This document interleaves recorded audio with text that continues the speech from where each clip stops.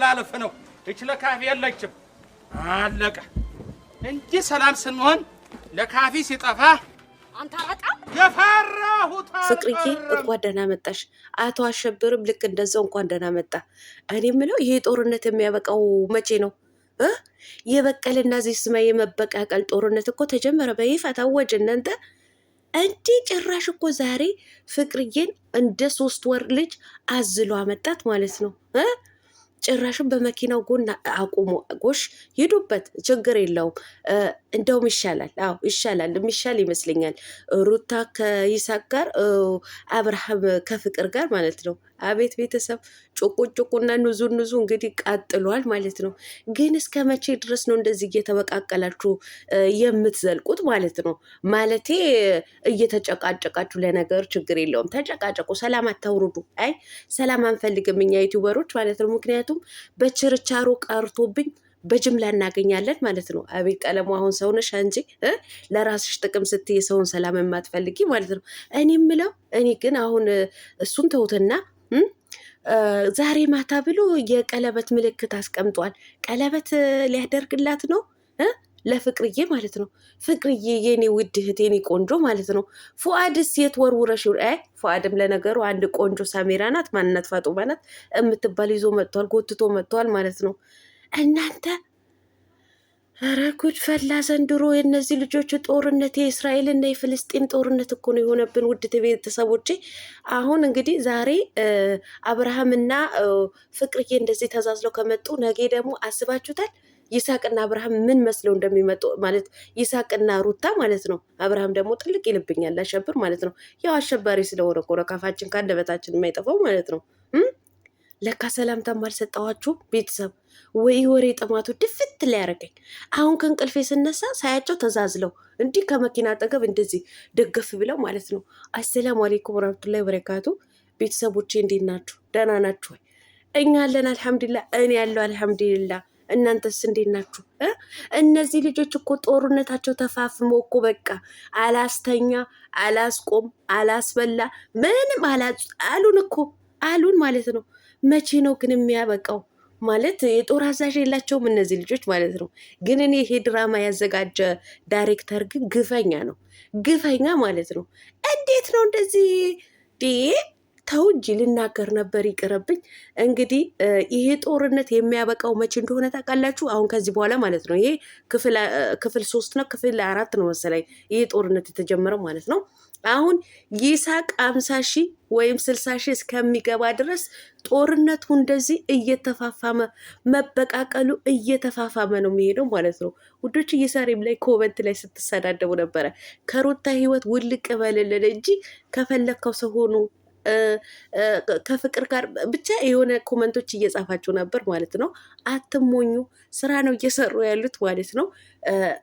የእውነት ቢሆን እንደዚህ በቀላሉ ከአንድ ሴት ጋር ወጥቶ ወደ ሌላ ሴት ጋር በቀላሉ ማለት ነው። አንድም ሴት ጓደኛዋን ትታ ወደ ሌላኛው ደግሞ ወደ ሌላ ወንድ ደግሞ መሄድ እኔ እንጃ እንደዚህ በቀላሉ የሚሆን ነገር አይደለም። እና ስራ ነው እየሰሩ ያሉት። አትሰዳደቡ፣ አትሰዳደቡ። አዎ ለእኛ ለዩቱበሮች ግን ለእንደኔ አይነቱ ማለት ነው ለእንደኔ አይነቱ በቃ በችርቻሮ ስላማረው ቪውም ማለት ጅምላ ማለት ነው። እውነቴን ነው። እኔ ልሙትላችሁ በጅምላ ነው የሚመጣው እንደዚህ አይነት ጦርነት ሲፋባም ማለት ነው። እና እንስራበት። እውነቴን ነው። አትታረቁ፣ እውነት አትታረቁ፣ ቀጥሉበት እንጂ ቀለሟ ሰይጣናዊ የሆነ አስተሳሰብ ነው ዛሬ እያሰብሻለሁ። ይሁን ግድ የለም እና ተዛዘሉ እኮ አቤት እናቴ። በመጀመሪያ ከፍቅር ጋር ተዛዛለ አብርሃም፣ ቀጠለ ሩታን አዘለ። ለሁለተኛ ዙር ሩታ ማለት ፍቅርዬን አዘላት። አቤት እናቴ። እንዲሁ እንደዚህ ተዛዝላችሁ ነው የሚቀጥለው ሁኔታውን ማለት ነው። መልካም የመተዛዘል ዘመን ይሆንላችሁ። ይሁን ግድ የለም ፍቅርዬ፣ እንኳን ደህና መጣሽ። ተናፍቀሽ ነበር። እኔ ልሙትልሽ ናፍቀንሽን ነበረ። እንዲሁ ይሁን ግድ የለም። እንዲሁ ጭቁጭቁ ኑዙ ቢኖርም ጦርነቱ ቢኖርም ስሩ። እኛ ምንም ችግር የለም። እኛ የምንሰራለን በእናንተ አይተን ማለት ነው። ውድ ቤተሰቦች እንደው አትሰዳደቡ። እንደው 2 ጾም ነው ተደራርቦ የመጣው ማለት ነው። የክርስቲያኑ የሙስሊሙም እና በቃ ፈን እያደረጋችሁ ዘና እያደረጋችሁ እዩት የሚሰሩት ማለት ነው። ግን አትሰዳደቡ። በቃ ይሄ ቅስም የሚሰብር ሞራን የሚነካ ስድብ አትሰዳደቡ። በቃ እነሱ ዚስማይ ድራማ ኢኖ አንደርስታንድ ድራማ ነው እየሰሩ ያሉት ማለት ነው። ያው አንዳንዱ ነገሩ ደስ የማይል ነገር አለው እውነት ለመናገር ማለት ነው። እንደነገርኳችሁ ነው፣ ቀላል አይደለም። አንድ ሴት ልጅ ከአንድ ወንድ ልጅ ህይወት ከወጣች ቶሎ ብላ ወደ ሌላኛው ምርጫ አታረግም። ወንድ ልጅም ልክ እንደዛው ማለት ነው። ያ ነገሮች ያማል አምም አይደለም ውድ ቤተሰብ። ነገር ግን ደግሞ እነዚህ ልጆች ስራ ነው እየሰሩ ያሉት ማለት ነው።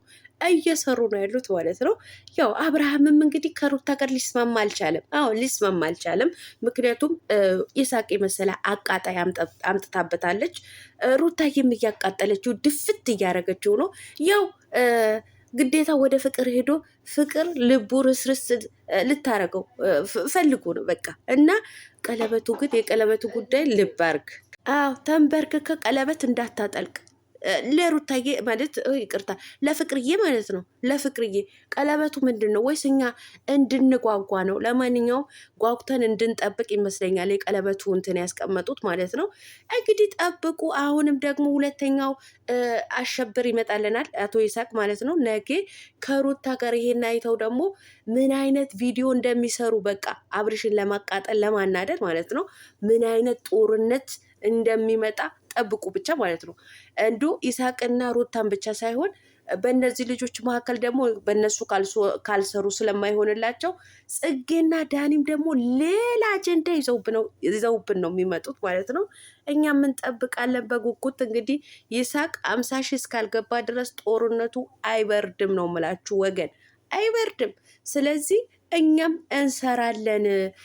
ውድ ተመልካቾችም ፈን እያደረጋችሁ ቪዲዮ ተመልከቱ። አትሰዳደቡ፣ አትነቋቆሩ ነው የምለው ማለት ነው። እንግዲህ ቀኑ እስከሚመሽ ድረስ እውነቴን ነው የምላችሁ ቀለበት ነው ወይስ አይደለም እያልኩኝ እንዶ ልቤ ጠልጠል እያለ ነው። አይሆንም እንዲህ የሴጣን ጆሮ የተደፈነ ይሆን እንዲህ የሩታ ቀለበት እናንተ። ሌላው ደግሞ ይቅርና ቀለበቱ ስል የአንገቱ ሀብል ትዝ አለኝ። የአንገቱ ሀብል ኤአር የሚለውን የአንገቱ የብሩ ሀብል አውልቆታል። በደንብ ተመልከቱት፣ አውልቆታል። እነዚህ ልጆች ግን ሩታዬ የሆነ ነገር እንትጻይ እሷ እንኳ ሻወር ስትወስድ ነው ቀለበቷ አንድ ቀን ተሳስቶ የወለቀው ማለት ነው። ለነገሩ ትላንትና ማይቼዋለሁ፣ ወልቋል የሩታዬ ማለት ነው። እና የአብርሃም ግን ሀብል ወልቋል። እናንተ አሁን ቀለሙ አሁን ስለ ሀብል ላሳዝንሽ ስንት ነገር እያደረጉ ነው ያሉት። ይሁን አሳዝኖኝ እኮ ነው ቀለበቱ ከእጇ ሳጣው በሩታ እጅ ማለት ነው።